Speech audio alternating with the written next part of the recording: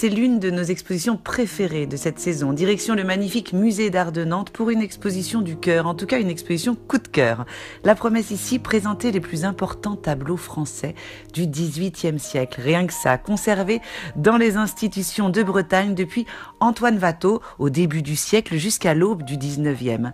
Pour resituer un petit peu, nous sommes à une période charnière. Le siècle des Lumières change radicalement la vision de l'homme sur le monde. C'est un tournant majeur de la société vers plus d'humanisme. Alors ce qui compte, ce n'est plus tant le rang social que l'âme. Et oui, fini la mode des passions violentes, des élans capricieux du cœur, des cruautés. Désormais, l'émotion est au cœur des préoccupations.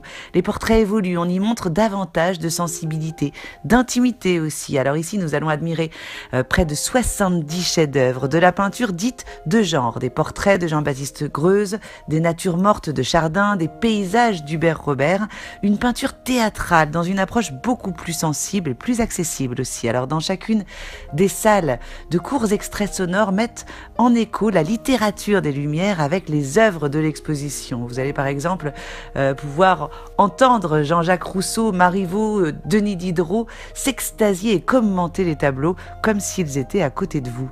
Différents thèmes se dégagent, alors la famille évidemment, avec un nouveau venu, c'est l'enfant, et oui, désormais il est considéré comme un être à part entière, doté d'une personnalité propre. Il se fait doux et sage sous les pinceaux des plus grands peintres, dans une représentation familiale très codifiée quand même, l'air de rien.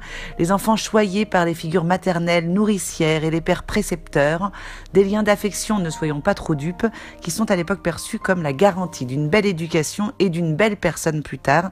C'est donc un enjeu politique et social pour le peintre et le commanditaire de l'œuvre. Regardez notamment ce chef-d'œuvre signé Adélaïde Labille-Guiard, cette femme artiste de renom à l'aube de la Révolution française, une femme qui prend la plume, une lettre sur laquelle on peut encore lire « À mes enfants, je vous recommande à l'amitié, elle vous protégera ». Un magnifique résumé de cette tendresse maternelle et de l'importance du lien affectif pour la société tout entière à l'époque.